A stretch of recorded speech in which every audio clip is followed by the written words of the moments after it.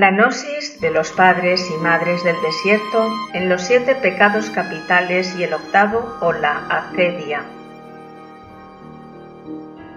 Con el nombre de padres y madres del desierto se identifica en el cristianismo a los monjes y monjas ermitaños que experimentaron una rebelión interior buscando a Dios, llevándolos a iniciarse en sus profundos secretos hasta enamorarse completamente de Él. Estos anacoretas del siglo IV abandonaron las ciudades del Imperio Romano y de otras regiones vecinas para adentrarse en las soledades de los desiertos de Siria y de Egipto y confrontarse consigo mismos. En la ascesis solitaria, los padres y madres del desierto anhelaban lo que en griego se llama exequia o paz interior, para disponerse al religare o unión mística, una de las 4 columnas torales gnósticas. Los padres del desierto dieron testimonio de una fe cristiana radical y tuvieron muchos discípulos. Guiados por sus meditaciones y por su modo de vida, eran un ejemplo de equilibrio psicológico y moral. Libres de trastornos psíquicos o demencia, eran amables y bondadosos. No eran huraños, ni melancólicos o extravagantes, siendo los psicólogos de su tiempo. Sus dichos o apoptemas son sentencias filosóficas que fueron recopilados y traducidos a numerosos idiomas. Con algunos de estos escritos se inició también la filocalia o amor por la belleza, impulsados por el espíritu de la mística. Los textos de los padres y madres del desierto son ricas fuentes de una espiritualidad vital que responden a la búsqueda de un camino desde abajo, entendiéndose que no siempre hay que dirigir la mirada hacia el cielo, sino que el camino comienza desde nosotros mismos, observando, analizando y siendo críticos con nuestros defectos.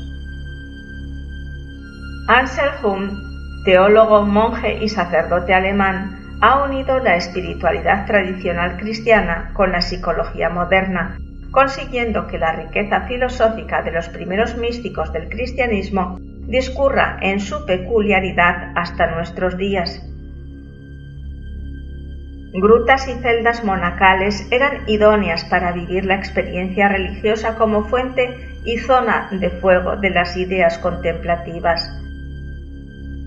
El monacato se ha presentado en todas las religiones. San Agustín, en el siglo IV, confesaba que su conversión fue después de una experiencia mística, escuchando las palabras de un niño que le decía: «Toma y lee». Y abrió la Biblia y leyó: «Nada de comilonas ni de borracheras, nada de lujurias ni desenfrenos, nada de rivalidades ni de envidias. Revestíos más bien del Señor, y no os preocupéis de la carne, para satisfacer la concupiscencia». Esta experiencia cambió totalmente su vida y añadió que Platón le llevó al conocimiento del verdadero Dios, pero fue Jesucristo el que le mostró el camino.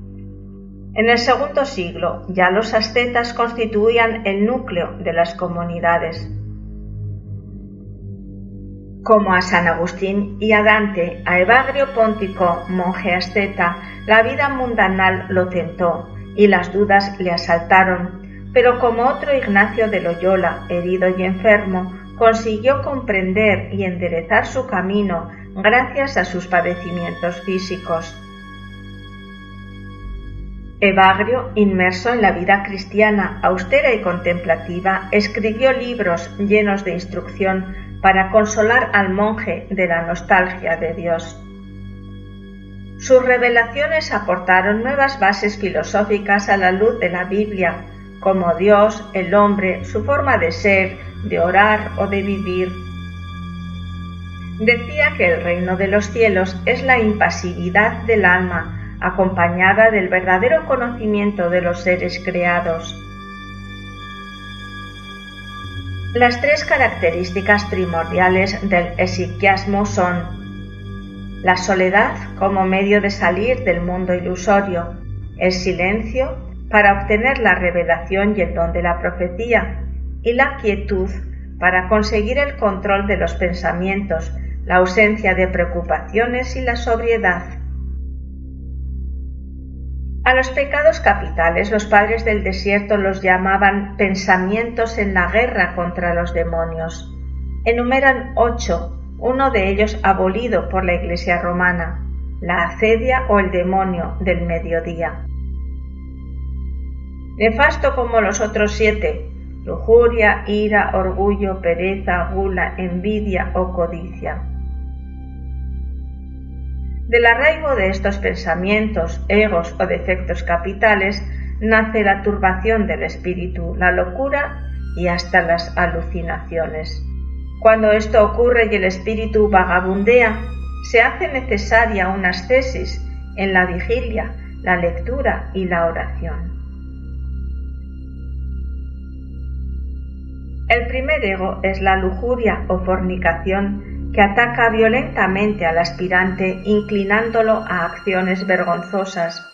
Entonces el monje debe luchar por mantenerse sordo y mudo a los pensamientos del ego. Solo así puede vencerlo.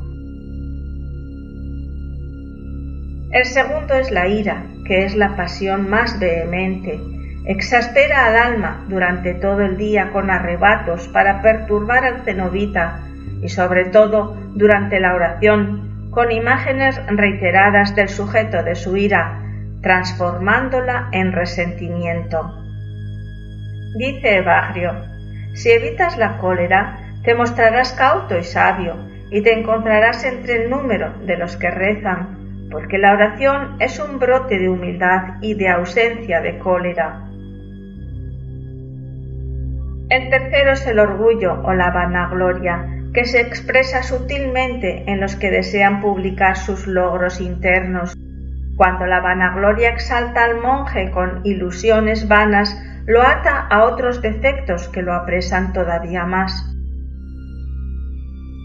Porque la soberbia le incita a negar el auxilio divino y a creerse a sí mismo autor de sus buenas obras, mirando incluso con desprecio a sus hermanos, porque la vanagloria es el principio de la ilusión del intelecto. El cuarto es el demonio de la pereza, que odia el trabajar, el velar y el ayunar, porque esta disciplina cura al alma de las pasiones.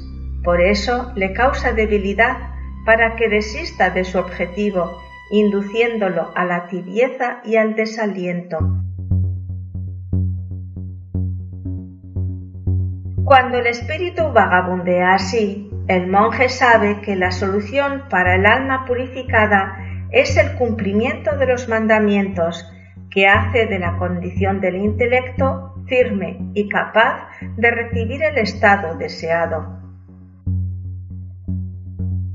El quinto es la gula. Todos los demonios psicológicos sugieren el abandono de las tesis para la satisfacción del deseo. Para combatir al demonio de la gula, los padres sugieren al monje la abstinencia. Hay que resistir pacientemente y rezar intensamente, rechazando los ataques de los pensamientos que turban y agitan la mente, con el objeto de quitarle fuerza. El sexto es la envidia, que se manifiesta como deseo y pesar del bien ajeno, es decir, que se sufre por lo que otro tiene, deseando arrebatárselo. El rival es menospreciado considerándolo inmerecedor de sus logros y se desea que le vaya mal. Dice Evagrio: no quieras que tus cosas vayan como a ti te parece, sino como gustan a Dios. En tu oración te encontrarás sin turbación y lleno de gratitud, si no entristeces a nadie. Reconcíliate con tu hermano, y entonces verás y rezarás sin turbarte. El séptimo es la avaricia, que sugiere una vida de necesidades imposibles de alcanzar, preocupándolo por la posibilidad de la incapacidad del trabajo, el hambre o la enfermedad, y acosándolo con la vergüenza de la pobreza y de la amargura de tener que vivir de la caridad. La avaricia nunca se sacia, como dice el Eclesiastés. Todas las cosas son fatigosas, mas de lo que el hombre puede expresar, nunca se sacia el ojo de ver ni el oído de oír. Evagrio alienta: anímate, porque los perros no permanecerán de pie si has hecho con ardor tu súplica a Dios, ya que de inmediato vencidos y escondidas por la potencia de Dios serán echados muy lejos.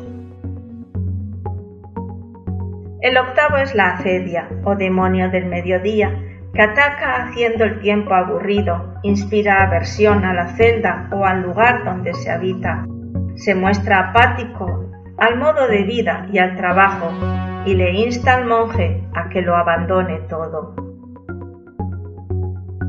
Analizando más profundamente a la acedia, la vemos reflejada en la actualidad en la patología de las depresiones.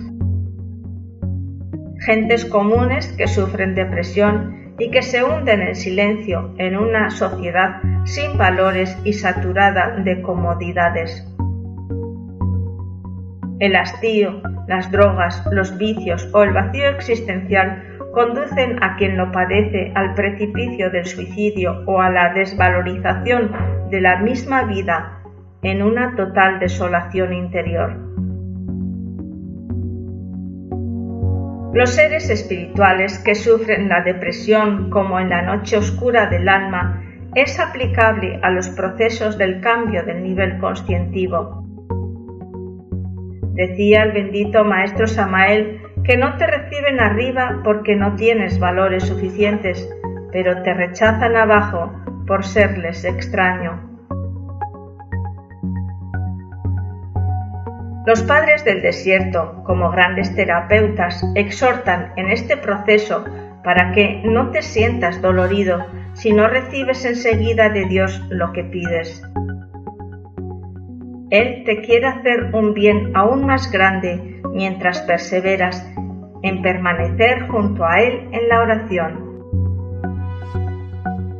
Grandes personajes lograron pasar con éxito por noches espirituales, como el rey David, San Juan de la Cruz, Santa Teresa o Beethoven, refugiándose en la oración o en la música.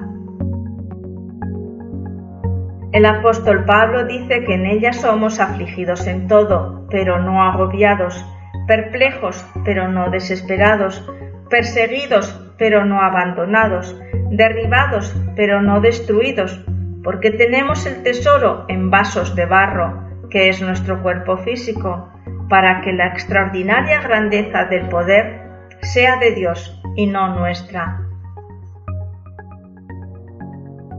También lo indica el axioma del arcano hebreo número 11, gozoso en la esperanza, sufrido en la tribulación, sé constante en la oración. El demonio de la acedia usa su enorme habilidad por medio del intelecto, distorsionando la luz que está unida al alma. Pero si perseveras, el ángel de Dios, acercándose, hace que cese con una sola palabra toda la obra del adversario y reconduce la luz del intelecto para obrar sin desviaciones. Dice el venerable maestro Samael: hay que robarles ahora el fuego a los demonios del mundo mental. Persevera y no desmayes, hermano mío. Los pedestales de los tronos de los maestros están hechos de monstruos. Y añade Evagrio: si cultivas la oración, prepárate para los asaltos de los demonios y soporta con fortaleza sus golpes. Ellos se echarán sobre ti como fieras salvajes y maltratarán todo tu cuerpo. Pero aquel que soporta las aflicciones obtendrá también la consolación, y el que persevera en las cosas desagradables no será excluido de las agradables. Dante ve a la acedia en aquellas personas amargadas de la vida que desde el limo infernal se acusan. Triste hicimos el aire dulce que del sol se alegra, llevando dentro acidoso o perezoso humo. Porque es un pecado estar triste.